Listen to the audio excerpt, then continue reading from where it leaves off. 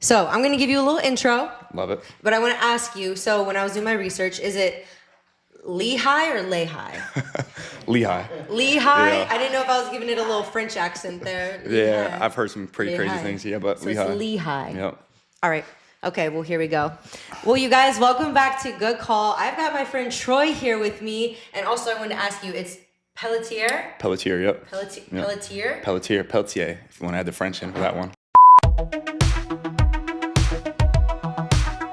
Today's episode, I've got my friend Troy. We're going to talk about something that we don't talk about a whole lot or enough in sports, and that is what happens when life changes, when the dream changes, and picking yourself back up, figuring out what you want to do with your life. So I'm so excited that you're here with me today. Yep. Appreciate you having me. Yes, of course. First question for you. I want to start here. What was that moment like for you when you realized the football dream was going to be changing into something else? Was it like a gradual thing for you? Was it a sudden thing? When did you know that you wanted to get into training and pursue this? Yeah, it was definitely a gradual thing. So like my last few years playing, obviously once you start playing those like development leagues, the money's not quite as good. You're never sure what's next. So you always have in the back of your head like, what am I going to do next? So Right. It was definitely like my last 2 years. Even in the middle of the season, after the season, I'm really thinking about, where can I take my career? Where can I take my life? So yeah. So what part of, for you, I guess leaving the player identity, what was that like for you? It was hard. Was it hard? It's I'm still sure you'd hard. be confused a little bit. Like, It's still hard because I come from a football family. Like both my brothers played. I was my older brother's team mascot when I was like 3 years old. Had the whole uniform on, so it was in my blood. you were a mascot? I was. Do you have photos you can share that we I can plug do, into yeah. this? I got some. Okay, send them to me after this. I got you. Okay. So it's in my blood. It's been my whole life. My sister even plays. She plays tackle football now, like in a women's wow. league. So it was definitely hard. But I think I found a lane now that I've been out the game 3 years now, 3 years, and I'm really starting to find my way and really, kind of come into my own here. Yeah.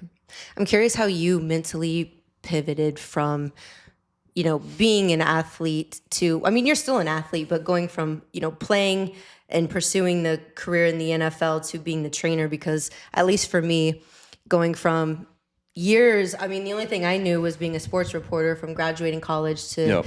now being a trainer and helping other people. I'm so happy and it's very fulfilling, but it is a big transition going from or chasing after something your whole life to having to pivot a little bit. So how did you do that mentally without feeling like you have to prove something or feeling like you not failed, but there are times, at least for me, where I'm like, I feel like I got to prove something. Or Yeah. I'm like, could I still pursue it? Or Yep. what do I want to do moving forward? So how did you mentally pivot? Yeah, so I did the training in between seasons because I would come home in the off season. I played in Arizona my last 2 years, and I would do the training in the off season because I couldn't get a full-time job because I was leaving in 6 months to go back to Arizona. So I would just do the training with some small groups in my area in New Hampshire, and then it just kept growing and growing and growing. And at this time, like there really wasn't a lot of like football position trainers, so it was kind of new. But now, obviously, Instagram's taking that to a whole new level, and there's a bunch of us out there. But so yeah, I just kind of just kept doing it. I stuck with it, and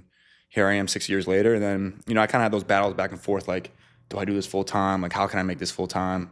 So, I got into sales and stuff like that. I did medical device sales, did pharmaceutical sales. And then, I got laid off twice last year. And then both times I'm like, all right, I got to go full-time training. And it just kept pointing me back to training. And here I am. And now it's really starting to pick up. So That's that's a blessing though. It is. Going through It those is. moments where you have to really figure out like, who am I outside of the game? yeah, 100%. And now I'm like really taking the approach of like mentorship. Like there's so many good coaches out there, but I really want to connect with kids, and I really want to make them better people, and help them develop better processes and habits and stuff, because that's what made me good. I came from New Hampshire. There's not many kids playing even college football, so I had to like develop a work ethic that could separate me, and I credit that to all my success.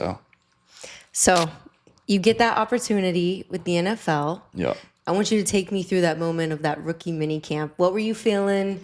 What were you nervous about? Did anything change from what your expectations were? What was that like? Yeah, I mean, every time you go into a new environment, new team. You always get those first time jitters type stuff. But it was obviously exciting. But once I got out there, the first thing I thought, I'm like, wow, this is football. Like, it's the same thing. It's still football. I was still getting tired. I was still sore.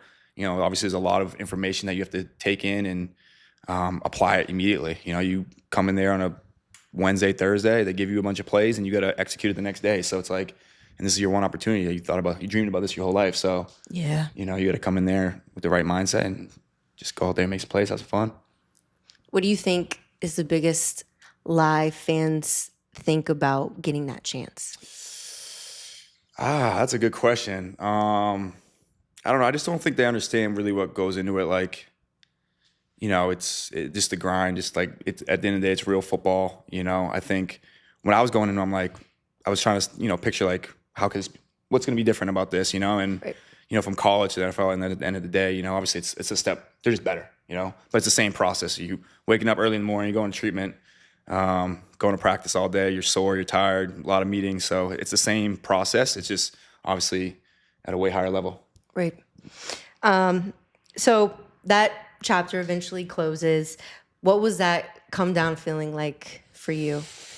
It just went so quick, it was like, I was right there, so it was what was actually nice about it is only like a week later, there was a development league called the AAF. It was kind of like the UFL and XFL at the time in 2019. I got an opportunity. I got drafted in that like right away. So it almost gave me like something else to look forward to right after that. And then on the same phone call, my agent was like, hey, you're flying out to Cincinnati now, like be ready. So I'm like, oh crap, like I gotta pack my bag. Yeah, Central. So went out there for a tryout. And then, like I said, I had that the AAF to look forward to, and it kind of kept me going. So yeah. How did chasing the NFL define how you view success now? Wow, you are getting deep on me. You can take a second to think. No, obviously think about how many years I put into this, and then I didn't get the outcome I wanted. But like at the end of the day, it's always about the journey. It's always about the process. So, right. And like I always preach this to kids. I always preach this to the guys I'm training. It's like now I got to like apply what I used to take in football, what made me do well, and apply it to real life now into my training. Like doing something every single day to how can I move the needle. So, just chasing that dream. Just I applied it now in my everyday life, and it's I always think football's one of the best life teachers, man, because it's hard. It's hard. It takes a lot of discipline, I can imagine. Yeah, it's hard. And honestly, like football is, this might be crazy to say, but it's not that fun sometimes. Like going to practice every day, you're sore, you're tired. Like this sucks sometimes. And, it's all for, in college, 10 to 15 games. NFL, you get a few more, but it's for, a few Saturdays or Sundays during the year. And it's a lot that goes into it. So, yeah. So the uniform comes off, but football doesn't leave your life. It just kind of changes roles. You go from playing to being, again, the trainer that helps other pros stay on a roster. So when did you realize that you could build something meaningful outside of football? I know you mentioned training kind of kept creeping back into your life, but when were you like, okay, I'm going into training? Yeah. I always knew I wanted to coach. Like I knew I had to be around the game. I'm a football junkie. Like I said, it's in the blood. So I was like, what am I going to do without being involved in the game somehow? So like, I could go to the coaching route. I kind of shied away from that just because, it's a tough industry. Right. So, but I started build in the private vector, and it was like, life just kept pointing me that direction. And then I got opportunities that you can't, like trainers train the whole life to get those opportunities, right? I'm getting in front of some of the best players in the world, and it just happened organically, so I don't think that happens for no reason. So, things just kept leading that direction, and I just kept running with it. And here we are, like I said, 5-6 years later. Yeah. And then we met, and Alyssa too. Yeah, I got a squad. You're a good trainer. I can tell. I mean, I haven't been like creeping on you when you're training, but I see you in like the stuff that you post. Like you're really good at it. Yeah, I think. Very blessed. Yeah, 100%. There's a lot of good coaches out there. Like so many good coaches. I think one thing that, like I said, you just got to be like one of the guys. I think obviously a big thing in the training world is, relationships too. So, I try to have fun with them. I try to push them. I try to, almost like I'm working out with them or I'm competing with them. So I try to like, be in there and bring the energy and compete with them. Being at the professional level, what did football teach you that helped you be an elite trainer today? And what did football, you feel like, not prepare you for or not do the best job at preparing you for, if anything? I don't know if this completely answers your question, but I think, kind of like I said, like I went to camp and, it's only a few days and my whole life I was working for this opportunity. So, you got to be ready for those opportunities when they come, so they come, they go quick. So I try to like, drill that into my kids' brains that, you got to be ready to play. You got to be ready now. Like start early, start now. Like I got freshmen who think they have time, like your window is small, right? You got Time flies. it goes so quick in like the recruiting Flies. world. It's crazy now with NIL. Coaches are looking for guys who are ready to come in and be ready to play from day one, or else, they can go find someone in the portal. So, just taught me, you got to be ready for those opportunities when they come, and, and it all comes down to, your preparation for that. So. What's harder, performing on the field or being responsible for someone else's performance? Wow. I think they obviously have their own challenges. A little I trick question for I don't think you're ever responsible for someone else's performance, Like you give them the tools, you do the best you can to prepare them, and at the end of the day, they got to go out there and do it. So I would say your performance on the field, my own personal performance on the field. Okay. Okay.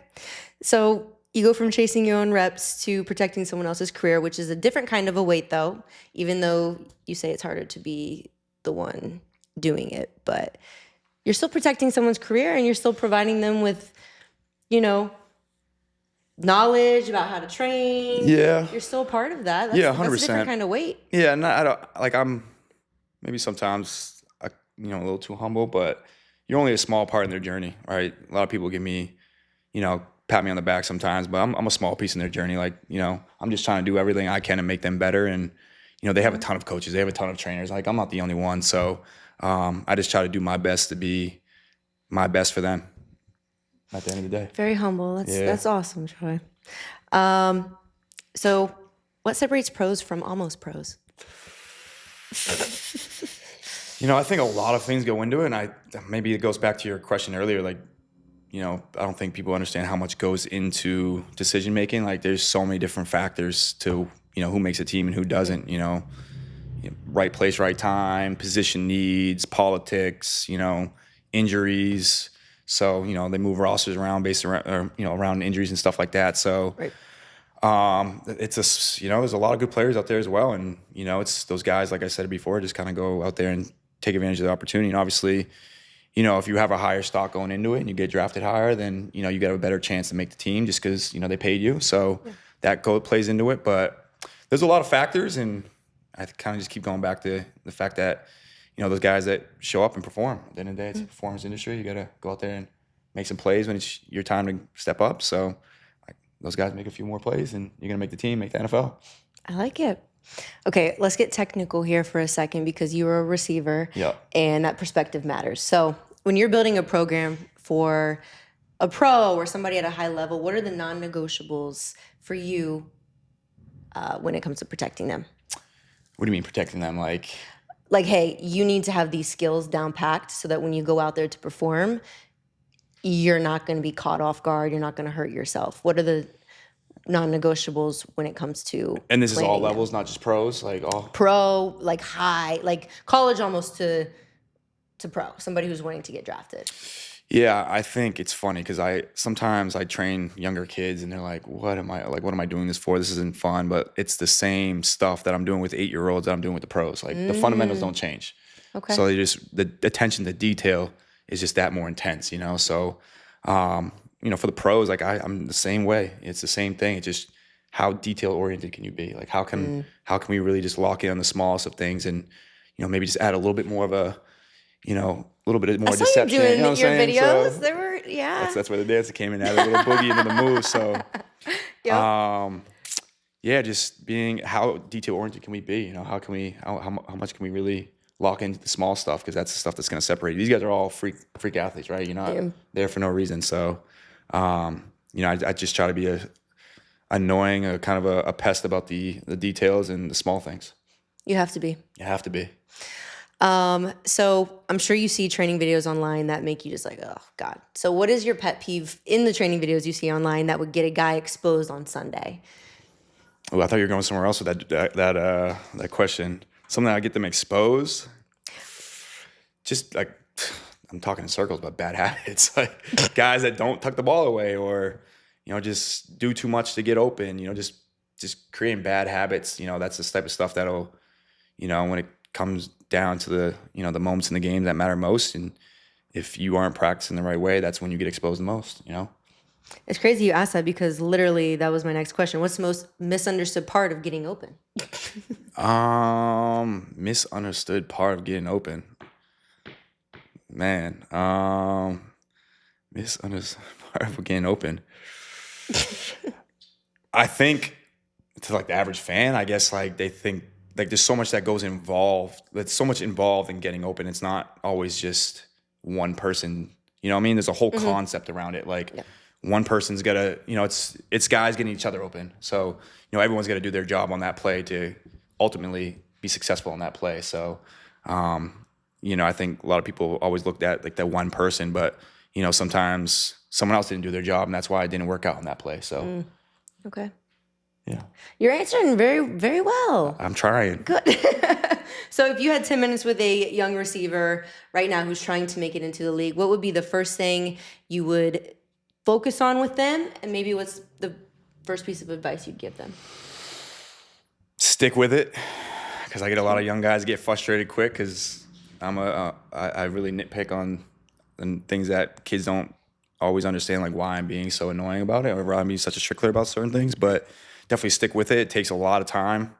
I've worked with kids who weren't very good at first, and they're just the type of kids that stick with it. And 4 or 5 years later, they're passing other kids that were way better than them. So first 10 minutes, I always just work on the foundation, just being able to have a good base, learn how to run. I think a big part of just playing receivers, having good stride and good demeanor in their stride and stuff like that all matters when it comes down to getting open and stuff like that. So just foundation of just athleticism, being able to stop with a good base, stuff like that. So we always start with that type of stuff. Okay. All right. Quick answers. Do not overthink these. Okay. Hardest part of retiring from the game? Not being out there with your teammates anymore. Like, football's football, but the locker room, being around the guys and being with the team is the stuff that, I miss the most. Biggest ego check for you? Biggest ego check. Getting cut. Getting cut.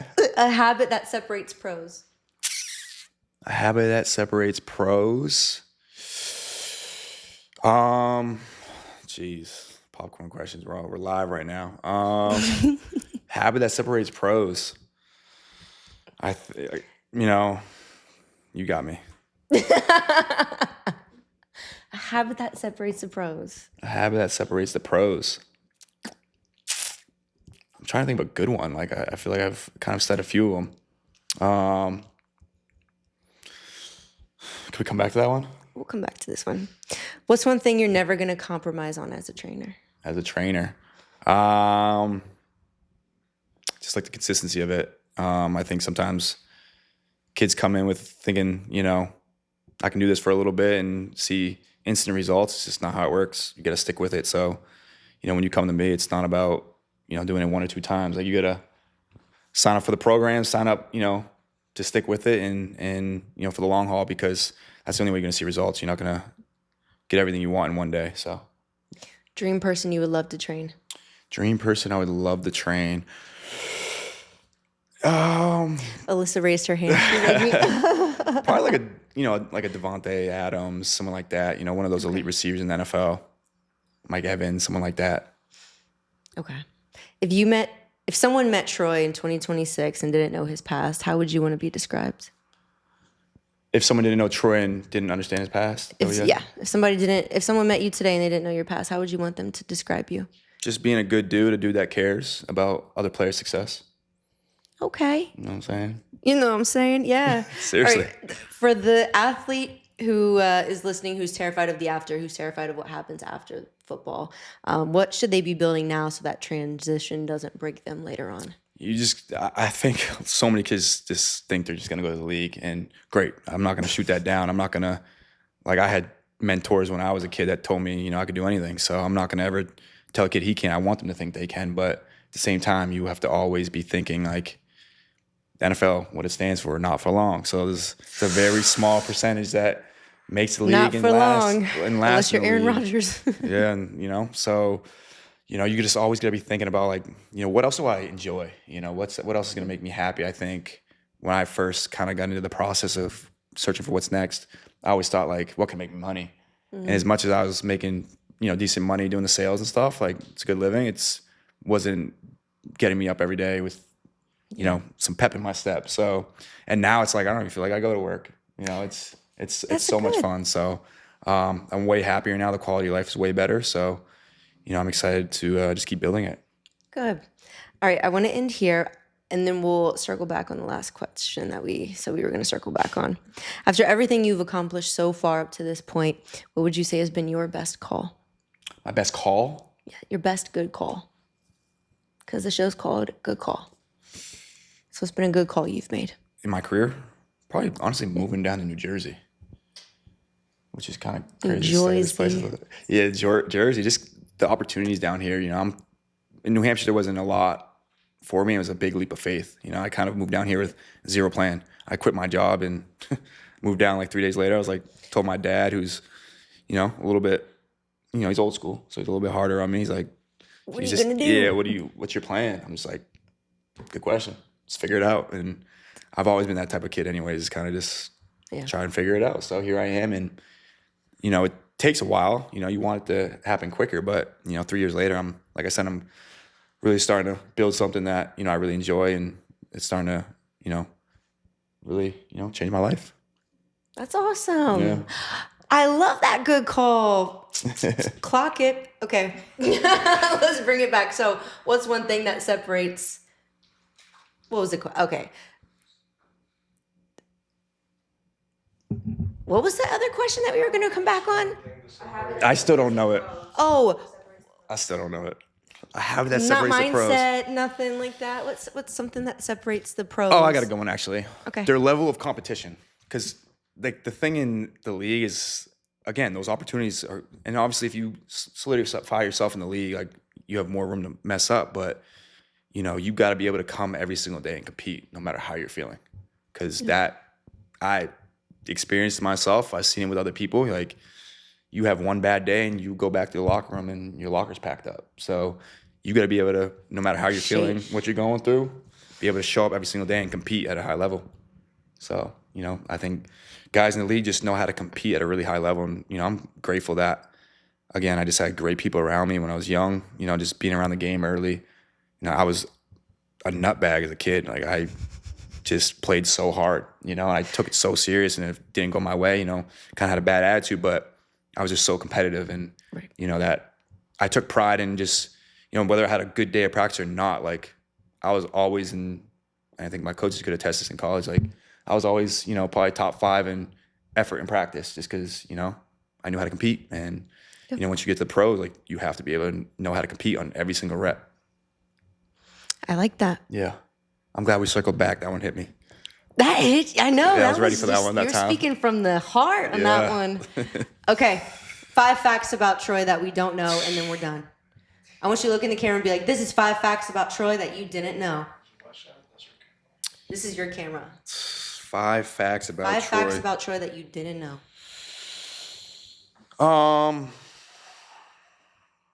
I'm way more outgoing than I put on the internet. I love music. Love music. More facts. Like these fun facts, I'm the youngest of 4. You only got 3 more. I'm from a really small town in New Hampshire. This is random. Good, we want random. I got 4? You got 3. 4. You like music. You're from a small town in New Hampshire. You're actually more outgoing than people think. Youngest of 4. Youngest of 4. Okay, I blacked out. I don't remember you saying that. You're the youngest of 4. Youngest of 4. Okay. Damn, I need a 5th. What do they not know about Troy? Give us a funny one, like a weird habit or something. Come on. I do got a nice 2-step now. But come on, we need just one more. Guys, you're killing me. This is the last question. And I'm just not ready for it. I'm folding under pressure on the fifth. Give me some ideas. Like, give me a. You left-handed or you? You can dance, you can draw, you can butt. Yeah, like What's your big? You don't like pet. What's a food you hate? You love this. That's you boring. hate That's not fun though. I hate all those. Did you that's break not gonna be my fifth. Have you ever? Ooh, I never had any serious injuries playing football. That's actually God willing. That's actually great. Yeah, I never, I had like a little ankle sprain my sophomore year of college, but I was always healthy and available, ready to ball. Okay. You know what's crazy? People talk about getting concussed. Like my worst head injuries when I was a lunatic as a kid because I was like the skinniest kid on the field. I was tall and lanky, but I was like a missile. I loved hitting kids, but I would honestly hurt myself more than I would hurt anybody else. So like I remember.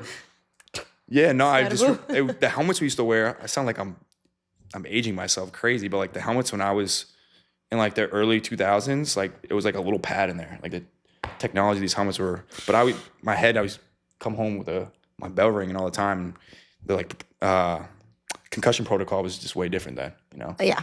So yeah, I think my worst head injuries were young. All right, give us your Instagram. How can people find you? You can find me at this one. You can find me at TP3 Skills on all platforms. Thank you, Troy. I love it. Killed it. And he might be starting his own podcast soon. Little popcorn questions. Yeah, a little popcorn questions, some workouts, try to get life behind the grind. It's just You fun. heard it here first. Nice. Well, yay. Was there anything else you wanted to mention? Anything else you want to talk about? You feel good? I think I feel good. I don't know. You guys think I feel good? Does that sound good? He's 31 now. Okay. You guys, thank you so much for watching this episode. Be sure to follow us on YouTube, Apple Podcasts, Spotify, Instagram, TikTok. You guys know where to find us. Again, this has been Good Call with Mackenzie Salmon. I appreciate all of you guys. Have a very blessed day. Send in your good calls so we can uplift you. And see you guys next time. Bye. Nice. Thanks for coming.